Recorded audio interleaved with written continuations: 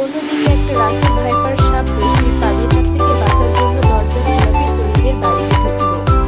এই দেখো, ওরা দুজন যে বের হয়ে গিয়েছে, ঘরের দরজাটাও লাগিয়ে দিয়ে যায়নি। কি যে করবো দেখি।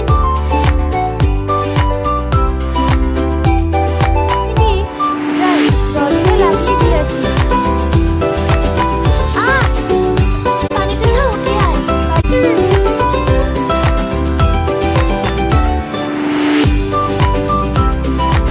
কি ব্যাপার, আমাদের বাড়ির সামনে এত মানুষ কেন? বাবু, তাড়াতাড়ি খেয়ে দেখে কি হয়েছে। তোমরা কেবল এলে? এতক্ষণে তো তোমার মায়ের সাথে সর্বনাশ হয়ে গেছে। কি সর্বনাশ? ওই দেখো, তোমার মাকে ওই সাপটা কামড়ে দিয়েছে। মা, তুমি ঠিক আছো?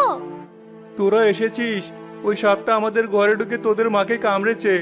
তোদের মা আর ওই মরা সাপটাকে নিয়ে এখন ওজার কাছে যাব আমরা। তোরা দুজন এখানেই থাক। কিন্তু মা কোনো কথা বলছে না কেন?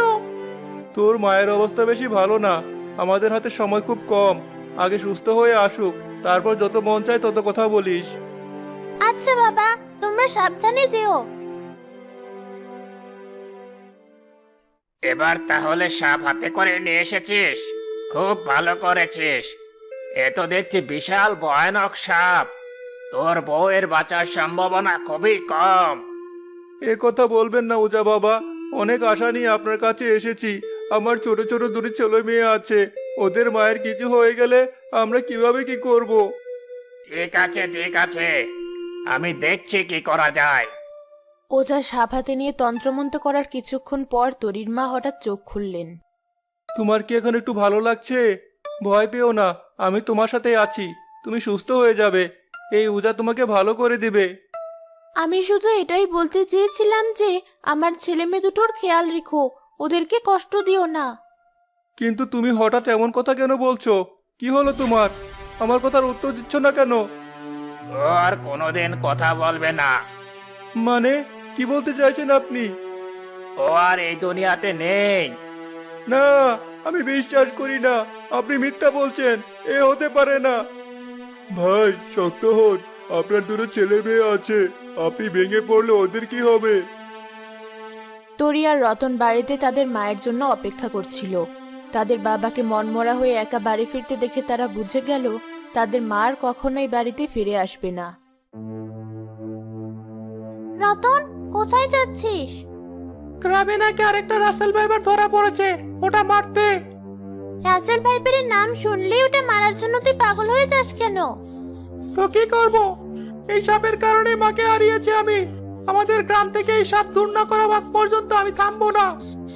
দুদিন পর পরই কেউ না কেউ ওই সাপের কামড়ে মারা যাচ্ছে আমাদের গ্রামে। আমার ভয় হয়, মার মতো তোরও যদি কিছু হয়ে যায়। এজন্যই আমাকে আরো বেশি করে এই সাপ মেরে এই গ্রামটাকে এই সাপের হাত থেকে মুক্ত করতে হবে, যেন আর কেউ আমাদের মতো তাদের মাকে না হারায়। আমি চললাম। তুই শুধু গ্রামের মানুষের কথাই চিন্তা করলি, আমার আর বাবার কথা চিন্তা করলি না। তরে, তুমি এখানে?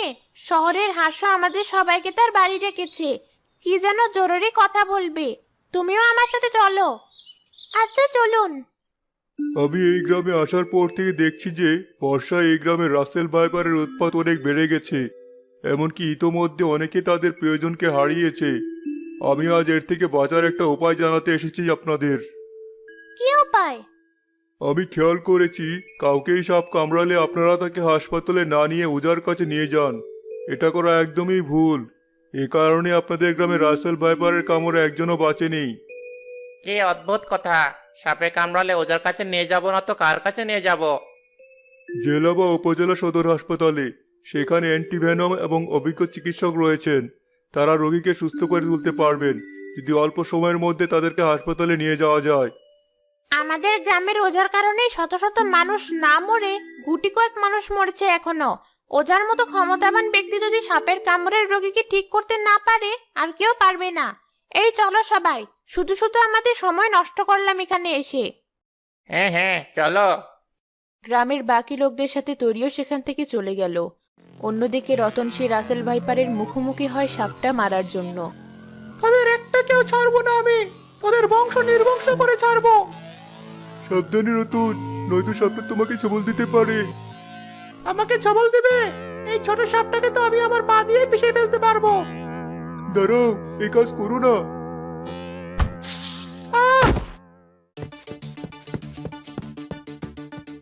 তরি, সর্বনাশ হয়ে গেছে। রতনকে রাসেল সাপে কামড় দিয়েছে। না, এটা হতে পারে না। ও এখন কোথায়? ওজার কাছে নিয়ে গেছে ওকে। তুমি চলো আমার সাথে। এই রাসেল ভাইপারের কাছে আমার বউকে হারিয়েছি, এখন কি আমার ছেলেকেও হারাতে হবে? বেশি কথা বলিস না, আমাকে আমার কাজ করতে দে। আপনারা এই কাজটা মোটেও ঠিক করছেন না। এখনো সময় আছে, ওকে দ্রুত হাসপাতালে নিয়ে চলুন, তাহলে হয়তো ও বেঁচেও যেতে পারে। বাবা, রতন কোথায়? ওই তো ওখানে। তরি, তুমি বুদ্ধিমতী মেয়ে, তোমার ভাইকে বাঁচাতে চাইলে সবাইকে বোঝাও এখনই। বাবা, আমার মনে হয় রতনকে হাসপাতালে নিয়ে যাওয়া উচিত। এছাড়া ওকে বাঁচানোর অন্য কোনো উপায় নেই। কিন্তু উজা। তরি ঠিকই বলেছে, কাউকে বাঁচাতে পারিনি আমি এই সাপের কামড়ের হাত থেকে। ডাক্তাররা যদি ওকে বাঁচাতে পারে, তাহলে অন্তত আরেকটা নিষ্পাপ ছেলের জীবন যেতে দেখতে হবে না আমার। অজা এসব কি বলছে? আপনাকে অনেক ধন্যবাদ। আপনার ভেতর মানবতাবোধ জাগ্রত হয়েছে এবং আপনি নিজের চিন্তা না করে এই বাচ্চাটা চিন্তা করেছেন।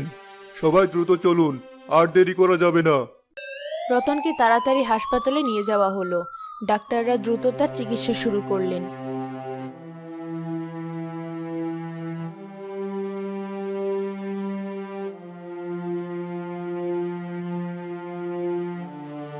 বেশ খানিকক্ষণ পর ডাক্তাররা বেরিয়ে এলেন।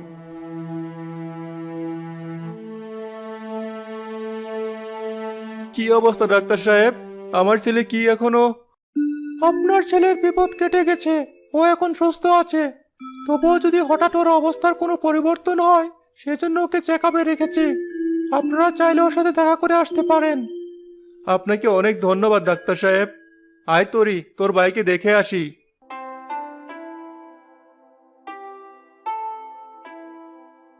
বাবা, আপু। রতন, তুই ঠিক আছিস? তোকে কতবার বলেছিলাম এসব কাজ না করতে, তবু আমার কথা শুনিসনি। দেখেছিস তার ফল? কিন্তু আমি এখনো বেঁচে আছি কিভাবে? তরি আর গ্রামের হাসুভাই তোকে এখানে আনার পরামর্শ দিয়েছিল বলে তুই এখনো ঠিক আছিস। তোর মাকে যদি আমি ওজার কাছে না গিয়ে এখানে নিয়ে আসতাম, তাহলে তোর মাও হয়তো। বাবা, আমরা এই ভুল আর করবো না। এখন থেকে আমাদের গ্রাম ও অন্য গ্রামের সবাইকে পরামর্শ দিব রাসেল ভাইপার কামড় দিলে হাসপাতালে যাওয়ার জন্য। আর আমি সবাইকে বলবো রাসেল ভাইপারের উপদ্রব কোন সময় আর কোথায় বেশি, যাতে মানুষ আমার মতো অসাবধানতা দেখাতে গিয়ে কামড় না খায়। ভয় আর আতঙ্ক সৃষ্টি না করে আমাদের সবাইকে সাবধান থাকতে হবে এবং এই সাপের বিরুদ্ধে সবাইকে একসাথে মোকাবেলা করতে হবে। তবেই আমরা এই বিপদ